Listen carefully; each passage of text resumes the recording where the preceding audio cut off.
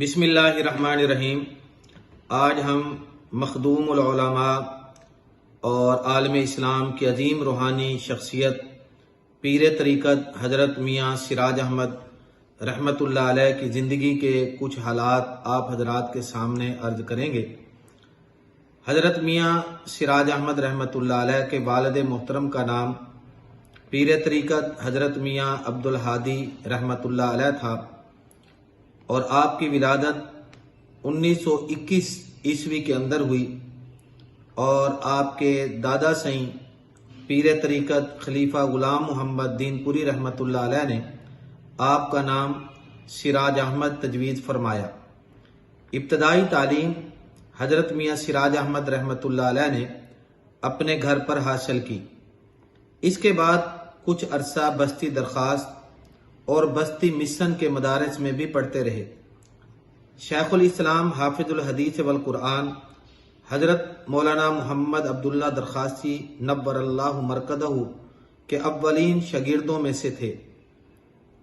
امام الاولیاء حضرت لاہوری رحمۃ اللہ علیہ کے پاس دورہ تفسیر پڑھا اور حضرت میاں سراج احمد رحمۃ اللہ علیہ ان کی خدمت میں رہ کر تصوف و سلوک کی منازل طے کرتے رہے اور مسلسل 27 سال تک ان کے پاس رہے۔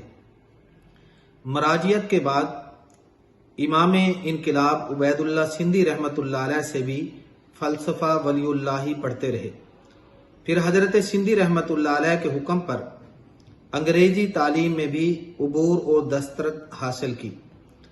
حضرت میاں سراج احمد رحمۃ اللہ علیہ کی پہلی شادی ان کی 9 عمری میں ہی حضرت میاں عبد الہادی رحمۃ اللہ علیہ کی حیات میں ان کی شادی ہو چکی تھی۔ اس کے بعد 1990 میں حضرت نے دوسری شادی فرمائی تھی۔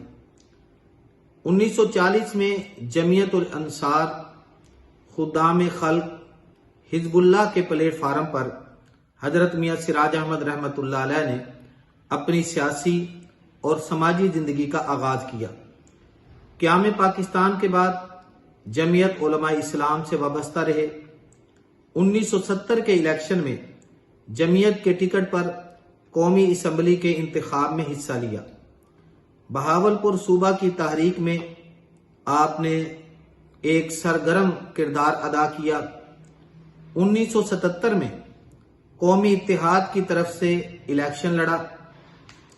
ضیاء الحق کے دور میں MRD کی تحریک میں آپ صف اول کے اندر رہے، سرگرم رہے، کچھ عرصہ اس کی صدارت بھی فرمائی۔ 1986 میں حضرت میاں سراج احمد رحمۃ اللہ علیہ نے پیپلز پارٹی میں شمولیت اختیار کی اور پیپلز پارٹی کے ٹکٹ پر لیاقت پور کے قومی حلقہ سے الیکشن میں حصہ لیا۔ محترمہ بے نظیر بھٹو آپ کو بدرجہ والد سمجھتی تھی اور بے نظیر بھٹو آپ کو بابا سئیں کہتی تھی، اور بے نظیر بھٹو نے اپنی پہلی حکومت میں حضرت میاں سراج احمد رحمۃ اللہ علیہ کو مشیر مذہبی امور منتخب کیا اور چیئرمین رویت ہلال کمیٹی بھی مقرر کیا۔ پیپلز پارٹی سے وابستگی اور وفاداری آخر تک قائم رہی۔ سیاست کے علاوہ آپ کی دینی خدمات بھی بے شمار ہیں۔ درگاہ عالیہ دین پور شریف کی قدیم مسجد کی جگہ نئی مسجد تعمیر کروائی۔ اور مدرسہ کی نئی عمارت ان کے عہد کا عظیم تحفہ ہے۔ اس کے علاوہ مساجد کا قیام، مدارس کا قیام آپ کی زندگی کا مقصد حیات تھا۔ خانقاہ میں جماعت اور مریدین کے معاملات کی نگرانی بھی آپ فرماتے رہے۔